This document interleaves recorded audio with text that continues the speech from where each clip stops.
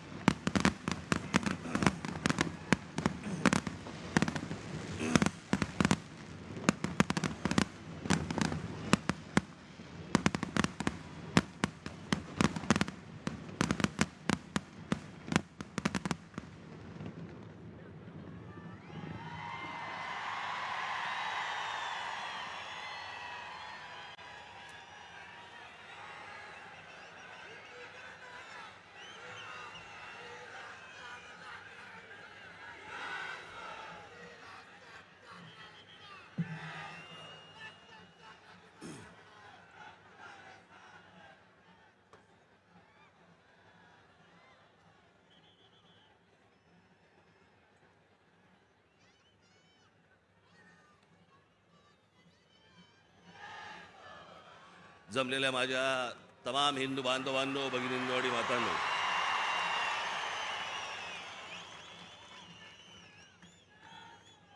असं वाटतंय सभा सिमल्याला आहे.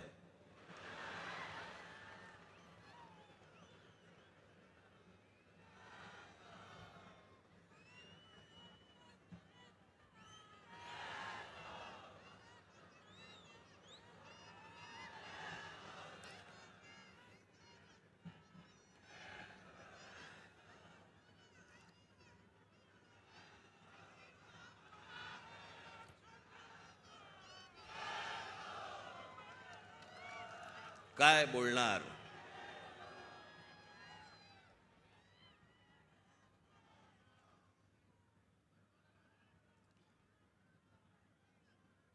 जवळपास 5 वर्षानंतर या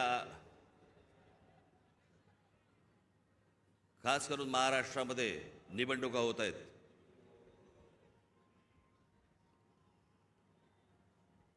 महानगरपालिकेच्या निवडणुका आत्ता होतील असं म्हणता अजूनही होत नाहीयेत.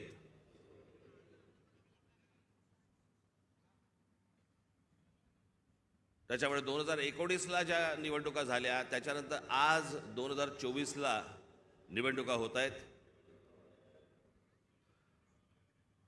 आणि सगळे आचारसंहितावाले सगळे जागे झालेत. काल मी एक बातमी वाचली की आचारसंहितेसाठी म्हणून, निवडणुकीसाठी म्हणून महानगरपालिकेची जेवढी हॉस्पिटल्स आहेत तिकडचे डॉक्टर्स आणि नर्सेस यांना निवडणुकीच्या कामावरती जुंपवलंय.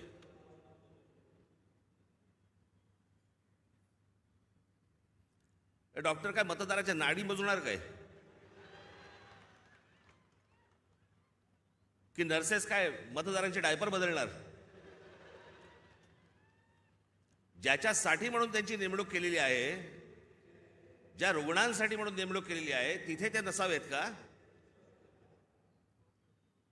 आणि निवडणुका होणार आहेत ही गोष्ट जर समजा निवडणूक आयोगाला माहिती असते ना प्रत्येक वेळेला,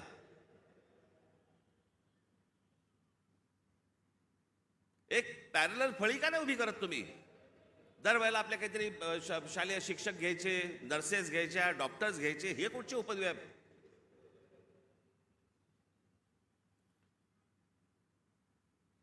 मी आपल्याला आत्ताच सांगतोय, ज्या डॉक्टरांवरती आणि ज्या नर्सेसवरती ही निवडणुकीची जबाबदारी टाकलेली असेल तिथे त्यांनी जाऊ नये. आणि ज्या रुग्णांची सेवा करण्यासाठी म्हणून तुम्ही आयुष्य घालवताय त्या हॉस्पिटलमध्ये परत तुम्ही जा, तिथे काम करा. तुम्हाला नोकरीवरनं कोण काढतं मी बघतो.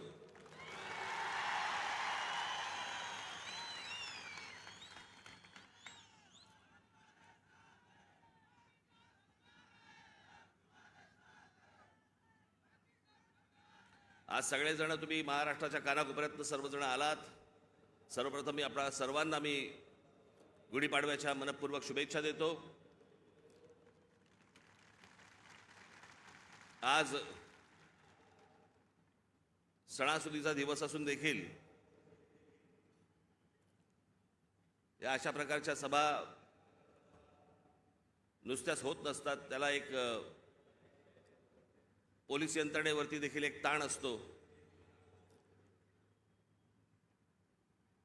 पण आपल्या सणासुदीलाच्या दिवशी सगळ्या गोष्टी बाजूला सारून अशा कामांना ज्यावेळेला पोलीस माझे सहकारी ज्यावेळेला जुंपलेले असतात, त्या सर्व पोलीस अधिकाऱ्यांचे, माझे कॉन्स्टेबल माता भगिनी यांचे मी दिलगिरी व्यक्त करतो की त्यांना या सगळ्या याच्यामध्ये काम करावं लागतंय. पण तुम्हालाही मनपूर्वक गुढीपाडव्याच्या मनपूर्वक शुभेच्छा.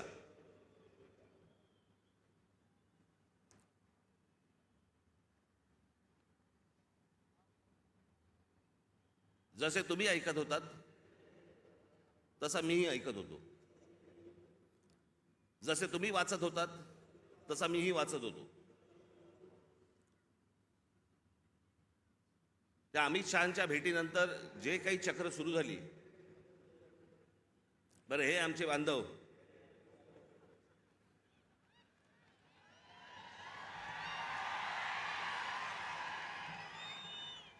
त्यांचा काही दोष नाही, चॅनल बोले म्हणजे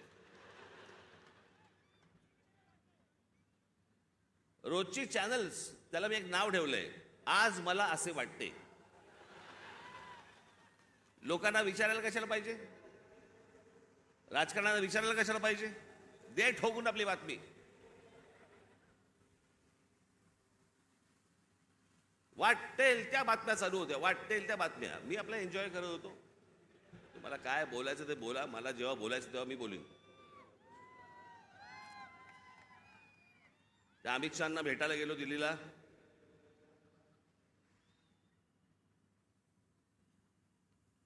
बरं, तिथे अमित शहांना भेटीच्या वेळेला कोण? अमित शहा आणि मी. तुम्हाला कुठून रे कळलं?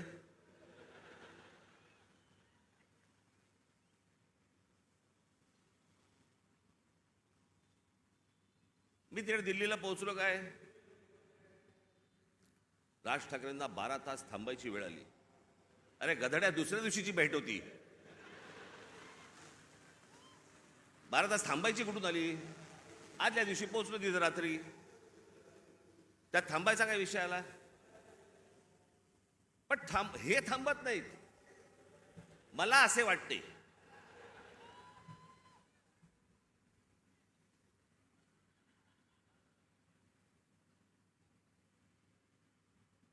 तिकडे काही पत्रकार मला भेटले. मला बोलले, साहेब कधी भेटायचं? म्हटलं मला नाही भेटायचं.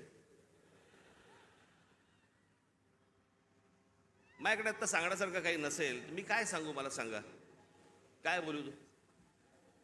म्हणून मी नाही म्हटलं. मी भेट झाली, तिकडनं विमानतळावरती आलो. इथून जाताना पण वो देखो जा रहे हैं.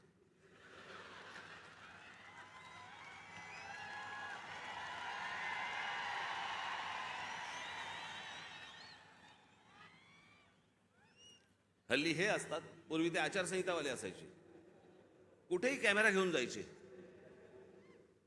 अहो, एके दिवशी मी बाथरूमला चाललो होतो. मी विनोदाने सांगत नाहीये, मी खरंच तो माझ्या मागे आला.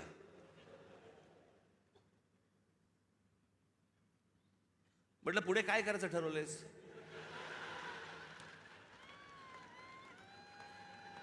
मी म्हटलं, आपलं आपणच करायचंय का आपण काही सहकार्य करणार आहात?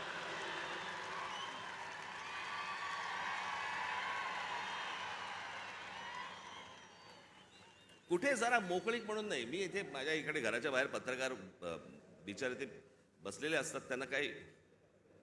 मी म्हटलं, अरे एखादी गोष्ट ठरली, समजा निवडणुकीच्या संदर्भात ठरली, तर मी येऊन सांगीन ना की लपून लपून निवडणुका लढीन. कोणाला सांगू नको, मतदारांना कळवू नको मी निवडणूक लढवतोय. म्हटलं, अरे जर समजा काही ठरलं तर पत्रकार परिषद घेईन, भाषण करीन, येऊन सांगीन की बाबा असं असं अशाच्या गोष्टी ठरल्या आहेत. मग त्यांच्या लक्षात आलं की आता अमित शहाच्या भेटीनंतर काय होत नाहीये, पुढे काही मिळत नाही आपल्याला. मग आपण तो एपिसोड कसा पुढे न्यायचा, मला असे वाटतेचा. मग राज ठाकरे शिंदेच्या शिवसेनेचे प्रमुख होणार. अरे मूर्खांनो, मला जर व्हायचं असतं तेव्हाच नसतो झालो.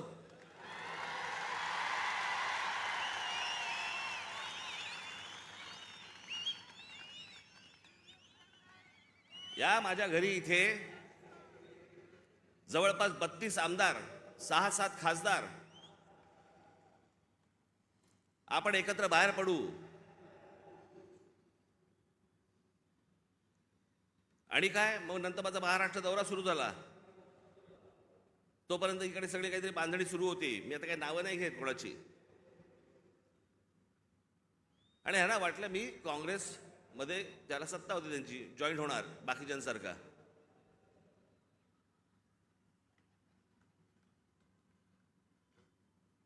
मी त्याला पहिल्यांदाच सांगितलं, म्हटलं मला पक्ष फोडून कुठचीही गोष्ट करायची नाही.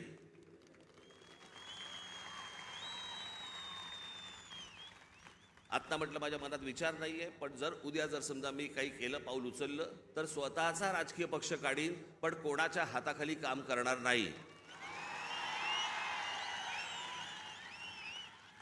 ही गोष्ट मी माझ्या मनाशी मी खुणगाटच बांधलेली होती. सन्माननीय माननीय बाळासाहेब ठाकरे यांच्याशिवाय मी कोणाच्याही हाताखाली काम करणार नाही. तरी त्यातल्या त्या एकाला संधी दिली होती, समजलंच नाही.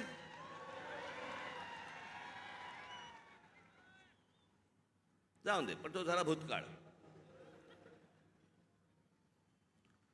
त्याच्यामुळे असल्या कोणत्याही गोष्टींवरती तुम्ही विश्वास ठेवू नका. मी कोणत्याही शिवसेनेचा प्रमुख अध्यक्ष काही होणार नाही. मी जे अपत्य जन्माला घातलेलं आहे महाराष्ट्र नवनिर्माण सेना, याचाच मी फक्त अध्यक्ष राहणार.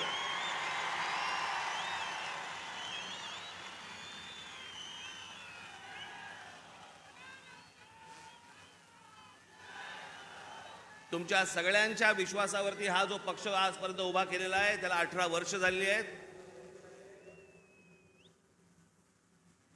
ही असली गोष्ट माझ्या मनाला शिवत देखील नाही. पण काय नाही, मी आपला हसत होतो, कारण त्यांचं काही करू शकत नाही आपण. आज मला असे वाटते वेगवेगळ्या बातम्या वेगवेगळ्या गोष्टी येत होत्या. मी खरं तर काही गोष्टी लिहून आणल्या होत्या तेव्हा. मग ते काहीतरी जागा वाटप,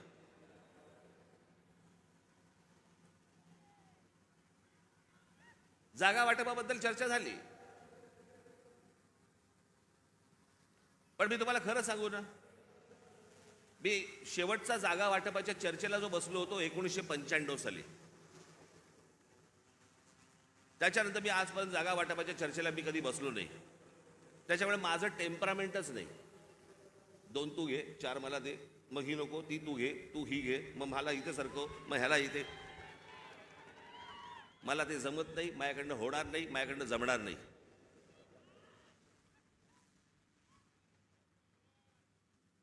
मग मला सांगितलं आमच्या निशाणीवरती लढा. हे रेल्वे इंजिन आहे ना, हे तुमच्या कष्टाने कमवलेलं चिन्ह आहे. माझ्याकडे आयतं आलेलं नाही, सहज आलंय चिन्ह म्हणून आता मी त्याच्यावरती लढवायचं अजिबात नाही.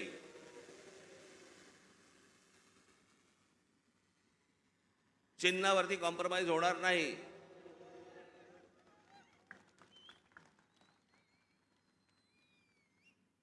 दिल्लीला गेलेले हे ठाकरे पहिलेच. पत्रकारांना माहीत नसतं, काही माहिती नसतात, जुन्या गोष्टी काही कल्पना नसते. आत्ताच्या काही गोष्टी माहिती असतात, त्याच्यावरती आपले बस रेटायचं.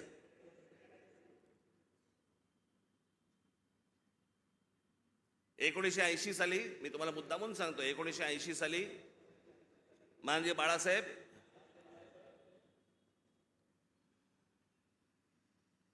हे दिल्लीला इंदिराजींना भेटायला गेले होते, संजय गांधींना भेटायला गेले होते. आणि भेटीला जायला काय प्रॉब्लेम आहे मला कळत नाही.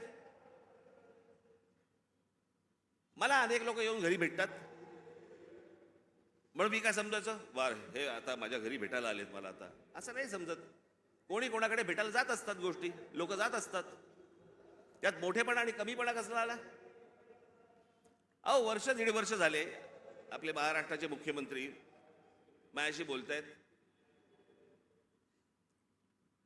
आपण एकत्र आलं पाहिजे, आपण एकत्र काहीतरी केलं पाहिजे. म्हटलं शी,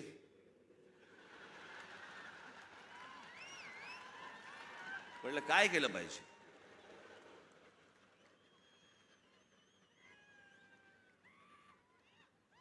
असं 1.5 वर्ष ऐकतोय. मग मी शेवटी एक काम केलं. मी म्हटलं बाबा मला समजेना. मला देवेंद्रजी पण सांगत होते, फडणवीस, एकनाथजी पण सांगत होते आपण एकत्र आलं पाहिजे, एकत्र आलं पाहिजे. म्हटलं एकत्र आलं पाहिजे म्हणजे काय?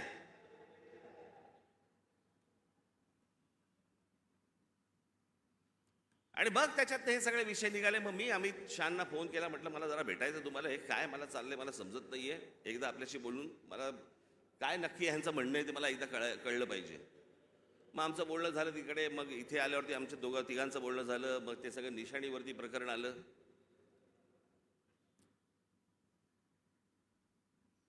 मग लगेच सुरू झाले एका भेटीत, एका दौऱ्यात. मग आता त्या लाव रे तो व्हिडिओचं काय होणार?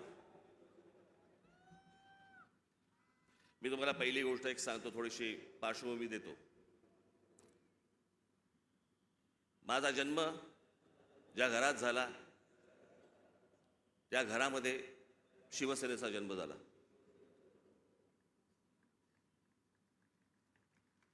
मी पहिल्यापासून जे पाहत आलो ती माननीय बाळासाहेबांची शिवसेना पाहत आलो. लहान असल्यापासून त्यांच्याबरोबर हिंडलो, फिरलो, अनेक ठिकाणी गेलो, अनेक सभांना गेलो, चॅलेंज सभांना गेलो. त्याच्यामुळे माझ्या आयुष्यातला एकमेव तेव्हाचा पक्ष होता तो म्हणजे शिवसेना. 1984 साली थोडा काही काळासाठी असेल, पण 1988 89च्या आसपास प्रामुख्याने भारतीय जनता पक्ष आणि शिवसेनेची युती झाली. आणि ती युती झाल्यानंतर शिवसेनेबरोबर जर सर्वाधिक माझे संबंध कोणाबरोबर आले असतील तर ते भारतीय जनता पक्षाबरोबर आले. आमच्या गोपीनाथराव मुंडेंबरोबर आले, प्रमोद महाजनांबरोबर आले, आमच्या नितीन गडकरीजींबरोबर आले.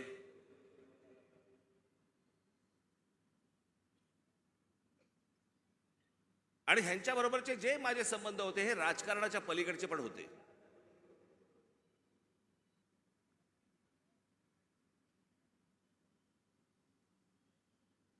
माझा संबंध कधी काँग्रेस, राष्ट्रवादीत खूप नंतर, पण काँग्रेसवाल्यांशी माझा तसा संबंध कधी आला नाही. भेटी होत्या, म्हणजे पु ल देशपांडेंच्या भाषेत सांगायचं तर काँग्रेसवाल्यांबरोबर भेटी होत्या, पण गाठी पडल्या त्या भाजपवाल्यांबरोबर.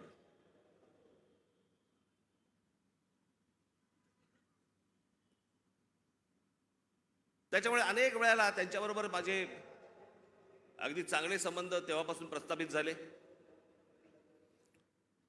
मग आमचे प्रमोदजी गेले, मग त्या दरम्यान मी गुजरात दौऱ्यावरती गेलो. नरेंद्र मोदी यांच्याबरोबर माझे संबंध प्रस्थापित झाले. मी गुजरात पाहिला, त्यावेळेला खूप चालू होतं की गुजरातमध्ये कशा प्रकारची प्रगती होते, कशा प्रकारची डेव्हलपमेंट होते.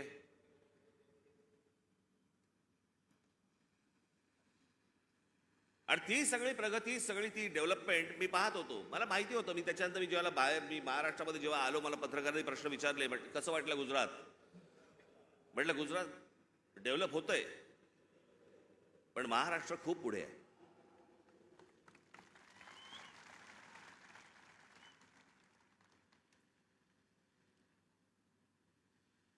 आणि मग त्यावेळेला ते जसे जसे त्यांच्याबरोबरचे संबंध माझे प्रस्थापित व्हायला लागले, एक वेळ आली या देशामध्ये हा राज ठाकरे पहिला माणूस होता ज्यांनी या देशाचे पंतप्रधान नरेंद्र मोदी व्हावेत असं बोलणारा पहिला माणूस मी होतो. त्यांच्याही पक्षातलं कोणी बोललं नव्हतं तोपर्यंत.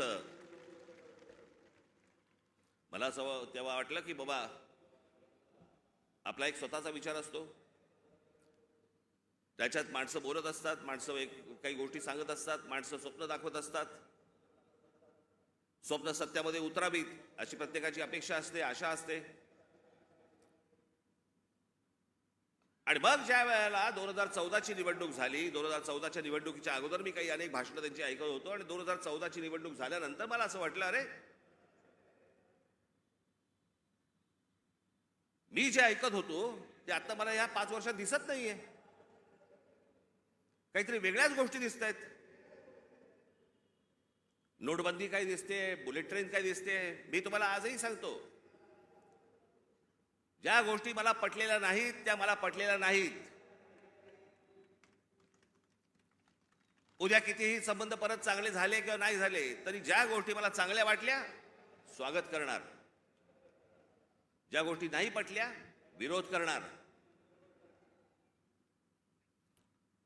आणि ज्या माणसावरती सर्वाधिक विश्वास असतो, 30 वर्षानंतर राजीव गांधींची सत्ता आली होती 1984 साली, त्याच्यानंतर 20-30 वर्षानंतर एका माणसाच्या हातात या देशाचं बहुमत आलं.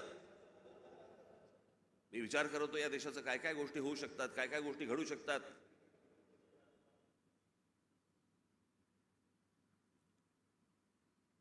त्यांचा संबंध नसतो ना तुमचा,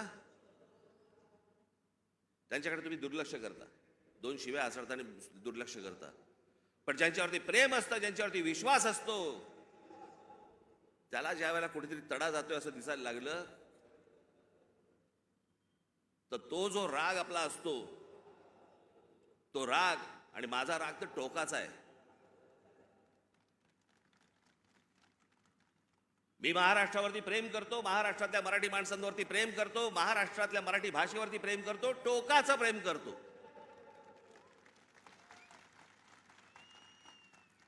तसं एखाद्यावरती मी जर विश्वास टाकला तर मी टोकाचं प्रेम करतो. पण मला जर समजा तशी गोष्ट दिसली नाही तर मी टोकाचा त्याला प्रतिकार करतो, टोकाचा विरोध करतो. तो टोकाचा विरोध तो 2019 सालच्या माझ्या त्या लावरे तो व्हिडिओचं काय त्याला कोणीतरी टॅगलाईन दिली, लावरे तो व्हिडिओ. पण त्या सगळ्या गोष्टींमध्ये ती गोष्ट तुम्हाला दिसली असेल. होय, टोकाचा विरोध केला मी. पण ज्या ज्या वेळेला त्यांच्याकडनं चांगल्या गोष्टी ज्याला घडल्या, 370 कलम ज्याला रद्द झालं, त्यावेळेला अभिनंदन करणारं पहिलं ट्विट माझं होतं.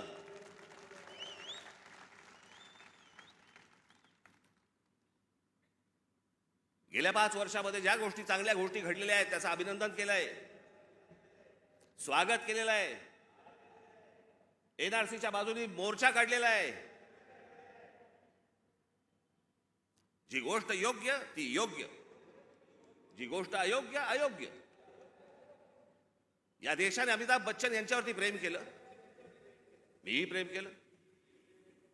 पण ज्या वेळेला एक माणूस ज्या वेळेला मला असं वाटायला लागलं की अरे एका प्रांताचा विचार करतोय, मला नाही पटलं.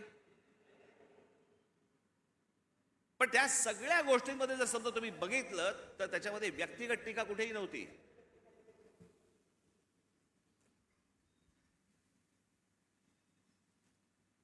आज उद्धव ठाकरे आणि संजय राऊत ज्या प्रकारची टीका आज नरेंद्र मोदी आणि भारतीय जनता पक्षावरती करतायत, तशी माझी टीका नव्हती. मला काही नको होतं, मला मुख्यमंत्री पद मिळालं नाही म्हणून मी विरोध नाही केला, मला भूमिका पटली नाही म्हणून मी विरोध केला.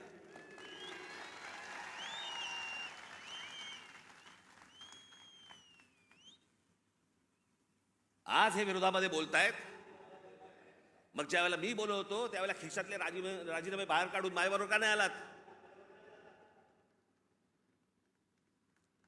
त्यावेळेला सत्तेत मिळणारा मलिदा चाटत बसले होते ना.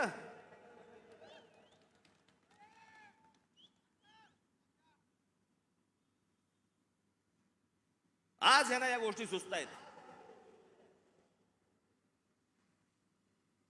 याचं कारण तुमचा पक्ष फुटला म्हणून, याचं कारण तुम्हाला सत्तेत हाकलवलं म्हणून, तुमच्या स्वार्थासाठी म्हणून या सगळ्या गोष्टी तुम्ही केल्यात. मी त्या गोष्टी नाही केल्या. मला भूमिका नाही पटली म्हणून मी विरोध केला. मला त्याच्या बदल्यात काही हवं होतं म्हणून नाही विरोध केला.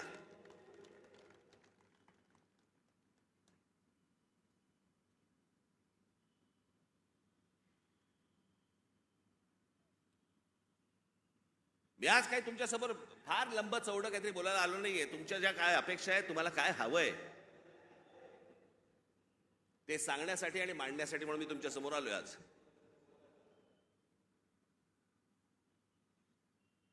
नरेंद्र मोदींकडनं कसं आहे, आज तरुण, आज आम्ही दुपारी तर बोलत होतो, 2006 साली ज्यावेळेला मी पहिलं महाराष्ट्र नवनिर्माण पक्ष स्थापन केल्यानंतरचं पहिलं भाषण ज्यावेळेला मी इथून केलं होतं, त्यावेळेला मी असं म्हटलं होतं, ज्याच्यावरती अनेक लोकांनी चेष्टा केली.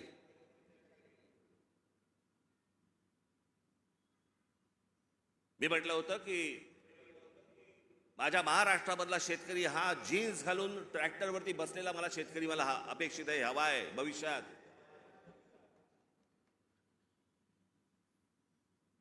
दोन 2006 पासून ते युग सुरू झालं होतं. आज या जगामध्ये सगळ्यात तरुण जर देश कुठचा असेल, तरुण, तो आपला भारत देश आहे, हिंदुस्थान आहे. सर्वाधिक तरुण ना अमेरिका आहे, ना जपान आहे, ना अजून कुठचा देश आहे. आज फक्त भारत तरुण आहे.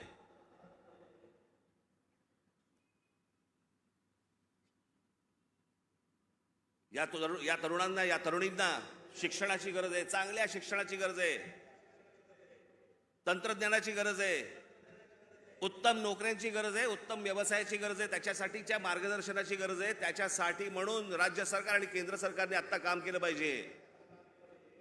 आम्ही तेच बोलतो. आता जवळपास 18 वर्षातली निघून गेली, उरले फक्त 10 वर्ष. 10 वर्षानंतर हा देश पुन्हा वयस्कर व्हायला लागणार. तरुणांची संख्या कमी होणं माझी नरेंद्र मोदी यांच्याकडनं आज अपेक्षा आहे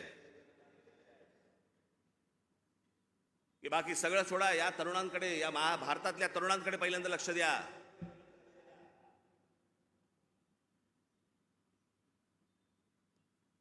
हेच ते फ्युचर आहे, हेच ते भविष्य आहे.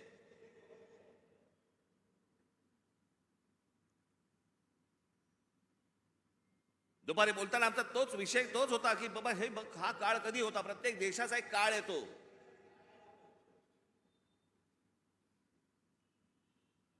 जसं जपानमध्ये एक काळ आला. जपानमध्ये ज्यावेळेला काळ आला त्यावेळेला तिकडे त्या अनेक कंपन्या उभ्या राहिल्या. सोनी पासून, होंडा पासून, काय काय अनेक गोष्टी सगळ्या उभ्या राहिल्या.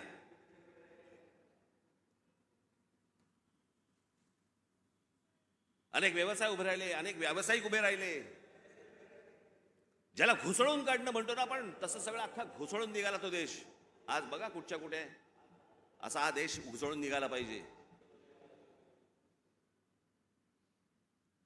आणि तसं जर आज उद्या घडलं नाही तर सगळ्याच गोष्टींवरचा समाजाचा विश्वास उडून जाईल. या देशामध्ये दुसरं तिसरं काही होणार नाही. या देशामध्ये फक्त अराजक येईल.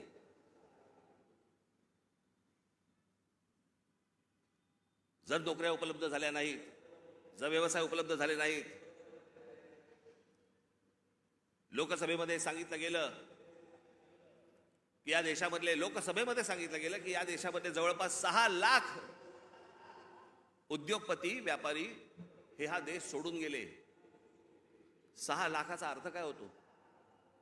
हा तर अधिकृत आकडा आला आपल्याकडे, पण हे यापुढे होता कामा नये. या देशातल्या तरुणांकडे पाहणं गरजेचं आहे. महाराष्ट्र ज्या प्रकारचा कर भरतो केंद्राला, त्याच्या मोबदल्यात महाराष्ट्राला मोठा वाटा हा महाराष्ट्राला आला पाहिजे. याच्यासाठी म्हणून आज नरेंद्र मोदींकडनं माझी अपेक्षा आहे.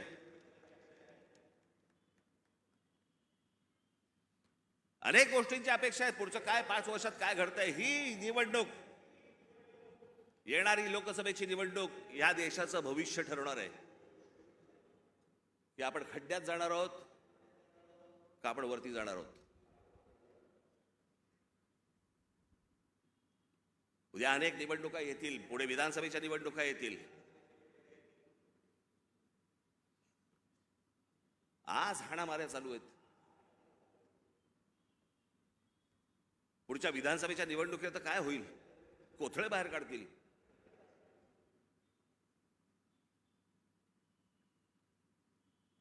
याचं कारण मी मागच्या तुम्हाला आठवतं, मी बोललो होतो तुम्हाला इथेच गेल्या वर्षीच्या सभेमध्ये, का त्याच्या गेल्या वर्षी सभेमध्ये तर आठवत नाही. महाराष्ट्रात कॅरम चुकीचा फुटला गेलाय. कोणाच्या सोंगट्या कोणाच्या भोकात आहेत तेच कळत नाही.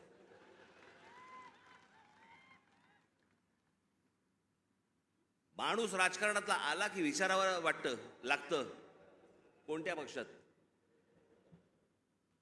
मध्यंतरी मी आपल्या पुण्याला गेलो होतो नाट्य संमेलनाला. तिकडे 5 जण मला भेटायला आले, नगरसेवक होते राष्ट्रवादीचे. मला बोलले नमस्कार साहेब. म्हटलं नमस्कार, आम्ही राष्ट्रवादीचे नगरसेवक. म्हटलं कोणाचे? त्यातले 3 बोलले आम्ही दादाचे, 2 बोलले आम्ही शरद पवारांचे. अशी सगळी परिस्थिती या महाराष्ट्राची झालेली आहे. या महाराष्ट्रातनं पुढे जाताना आपल्याला मार्ग शोधायचा आहे, आपल्याला मार्ग काढायचा आहे. माझ्या महाराष्ट्र सैनिकांवरती विश्वास आहे. आपण योग्य मार्ग आपण या महाराष्ट्राला दाखवू, निश्चित दाखवू. पण माझी महाराष्ट्राकडनं देखील अपेक्षा आहे, माझी महाराष्ट्राला देखील अपेक्षा आहे, माझ्या महाराष्ट्रातल्या मतदारांना देखील अपेक्षा आहे, माझी अपेक्षा आहे त्यांच्याकडनं. कृपा करून व्यभिचाराला राजमान्यता देऊ नका. ज्या प्रकारचं राजकारण या महाराष्ट्रामध्ये सुरू आहे, याला राजमान्यता जर समजा पुढे मिळत गेली, पुढचे दिवस भीषण आहेत.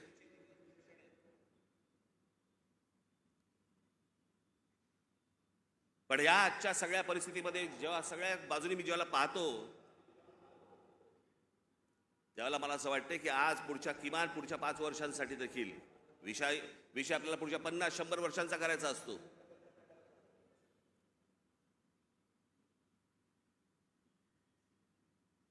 पण इथे ज्यावेळेला मी बसलो होतो, ज्यावेळेला देवेंद्र फडणवीस आणि मुख्यमंत्र्यांबरोबर, त्याच्यानंतर माझं आणि देवेंद्र फडणवीसांचं बोलणं झालं आणि मी म्हटलं की मला नको ते, म्हटलं तर मला त्या वाटाघाटी बिटाघाटी मला पाडू नका ह्याच्यामध्ये.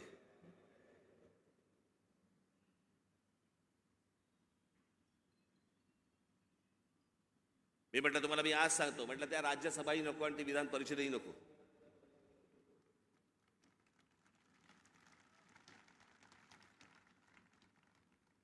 पण या देशाला चांगल्या खंबीर नेतृत्वाची गरज आहे, ज्याच्याकडनं माझ्या अपेक्षा आहेत त्याही पूर्ण झाल्या नाहीत तर राज ठाकरेचं तोंड आहेच.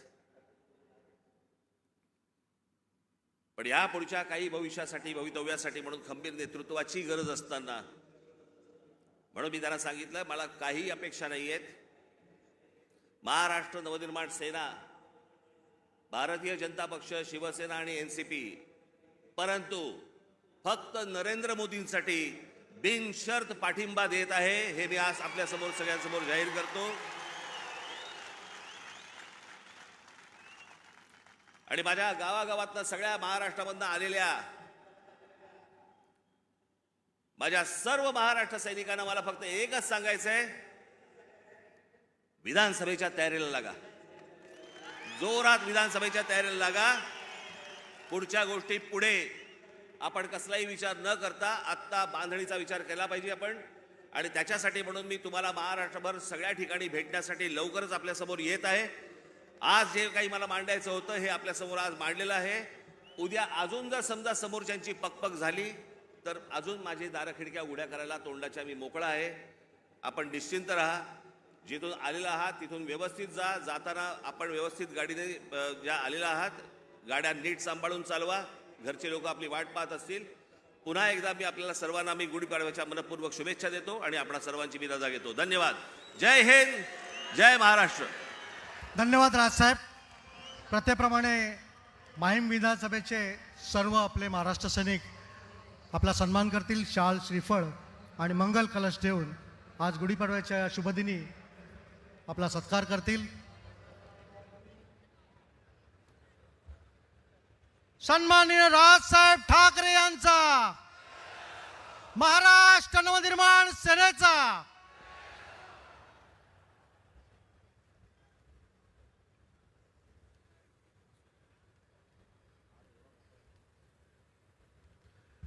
आजच्या या गुढीपाडव्याच्या सभेची सांगता राष्ट्रगीताने होईल.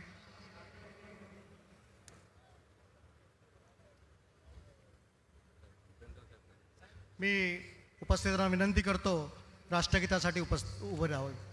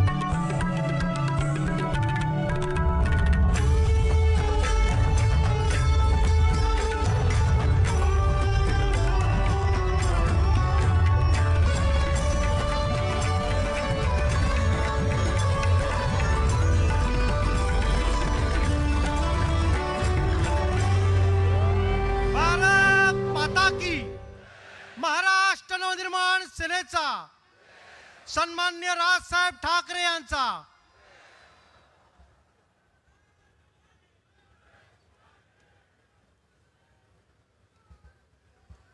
सातारा जिल्ह्यामधून जे महाराष्ट्र सैनिक आले आहेत त्यांच्या भोजनाची व्यवस्था मानखुर्द येथे विभागाध्यक्ष रवी गवस, वीणा उकरंडे आणि माऊली थोरवे यांच्याकडून करण्यात आली आहे. त्याचप्रमाणे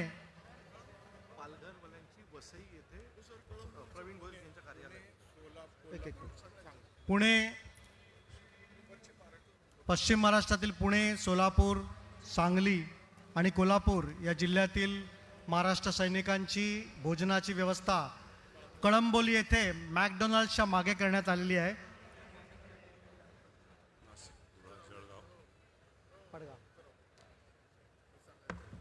नाशिक, धुळे, जळगाव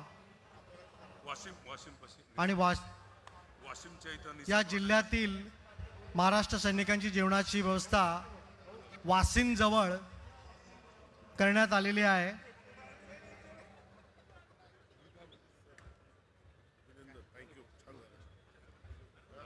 कष्ट मला माहिती कोण कष्ट करतोय.